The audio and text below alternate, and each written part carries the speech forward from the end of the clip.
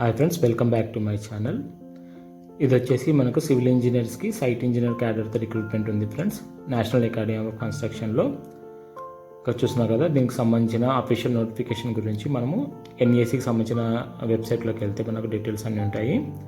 Online application వచ్చేసి September 18కి start అయింది, అలాగే అక్టోబర్ 3కి క్లోజ్ అవుతుంది ఫ్రెండ్స్.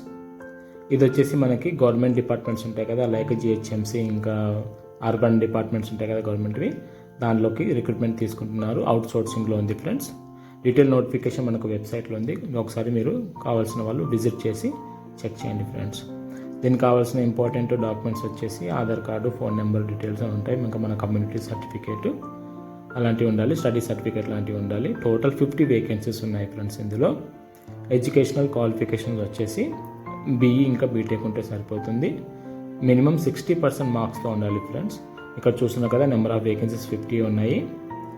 ఇంకా selection will be solely based on the caste roster పైన డిపెండ్ అయి ఉంటుంది, ఇంకా మెరిట్ బేసిస్ పైన ఉంటుంది. ఇక్కడ చూపిస్తున్నా కదా, జిహెచ్ఎంసీ ఇంకా అదర్ అర్బన్ లోకల్ బాడీస్లో రిక్రూట్మెంట్ ఉంటుంది ఫ్రెండ్స్. ప్యూర్లీ అవుట్ సోర్సింగ్లో ఉంటుంది ఫ్రెండ్స్, కాంట్రాక్ట్ బేసిస్లో. సైట్ ఇంజనీర్ క్యాడర్తో ఉంటుంది. ఓకే, మినిమం 60% మార్క్స్తో ఉండాలి ఫ్రెండ్స్. డీటెయిల్ కేటగిరీ వైజ్ కూడా డీటెయిల్గా మనకు ఉంది, అది కూడా చూపిస్తాను మీకు.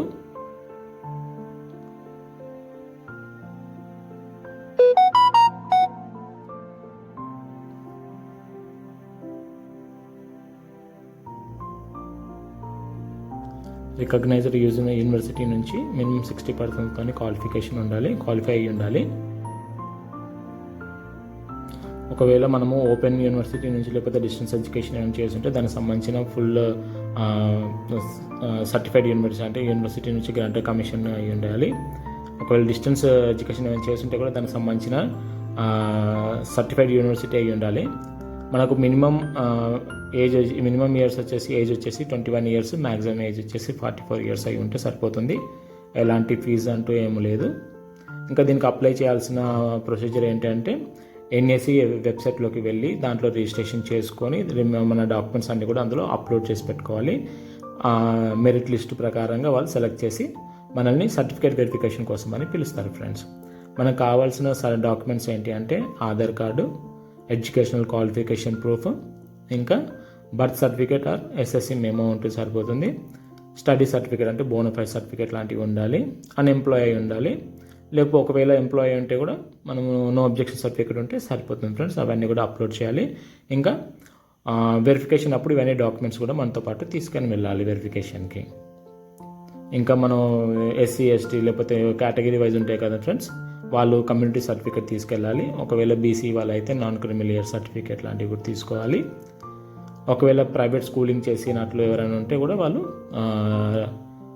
రెసిడెన్షియల్ సర్టిఫికేట్ కానీ లేకపోతే నేటివిటీ సర్టిఫికేట్ కానీ తీసుకొని వెళ్ళాలి. ఇవన్నీ కూడా అరేంజ్ చేసి పెట్టుకోవాలి ఫ్రెండ్స్.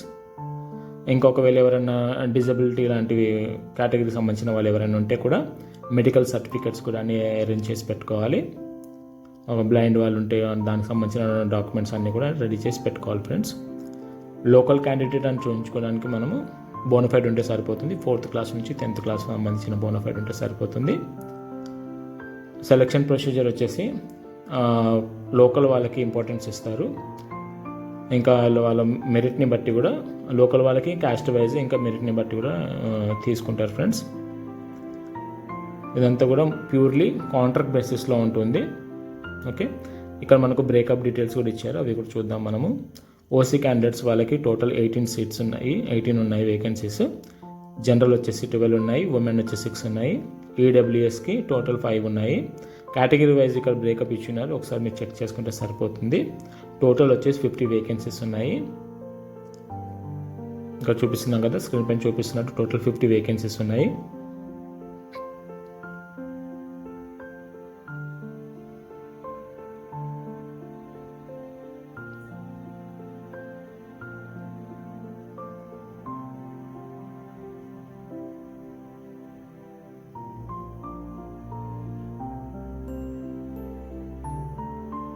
ఇక్కడ చూసారు కదా, పీరియడ్ ఆఫ్ ఎంప్లాయ్మెంట్ వచ్చేసి అవుట్ సోర్సింగ్ బేసెస్, ఆ రిక్వైర్మెంట్ని బట్టి డిపెండ్ అయి ఉంటుంది అంతా కూడా.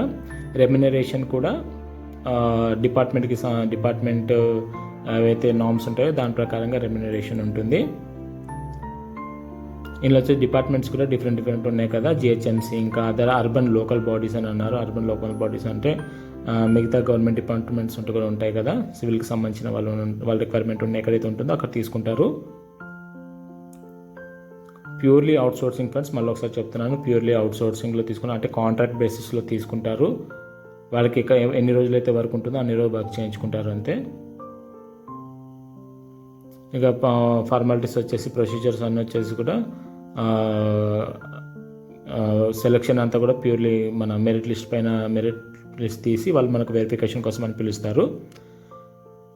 క్యాండిడేట్కి స్పెషల్ ఇన్స్ట్రక్షన్స్ వచ్చేసి కంపల్సరీగా ఎన్ఈఎస్సి వెబ్సైట్లోకి చెక్ ఇన్ అయిన తర్వాత అక్కడ ప్యూర్ డీటెయిల్స్ అన్నీ ఉంటాయి. అక్కడ రిజిస్ట్రేషన్ చేసుకొని మన డీటెయిల్స్ అన్నీ కూడా అందులో అప్లోడ్ చేయాలి ఫ్రెండ్స్. డీటెయిల్స్ అన్నీ కూడా ఇచ్చిన తర్వాత మన డాక్యుమెంట్స్ కూడా అప్లోడ్ చేయాలి అందులో, స్టడీ సర్టిఫికేట్స్ లాంటివి అన్నీ కూడా. ఇంకా డిసిజన్ అంతా కూడా దీనికి సంబంధించిన చేంజెస్ ఏమైనా చేయాలనుకుంటే కూడా ఎన్ఈఎస్సి వాళ్ళు అవన్నీ కూడా చేంజెస్ చేసుకునే రైట్స్ ఉన్నాయని చెప్తున్నారు. ఎవరైనా ఇంట్రెస్టెడ్ ఉన్న క్యాండిడేట్స్ ఉంటే ఒకసారి వెబ్సైట్కి విజిట్ చేయండి, మీ డీటెయిల్స్ అన్నీ కూడా అప్లోడ్ చేసి మీరు జాబ్కి అటెండ్ అవ్వండి ఫ్రెండ్స్. ఓకే ఫ్రెండ్స్, మన ఛానల్లో ఉన్న వీడియోస్ మీకు నచ్చినట్లయితే ఛానల్ని సబ్స్క్రైబ్ చేయండి, లైక్ చేయండి, షేర్ చేయండి ఫ్రెండ్స్. Bye friends.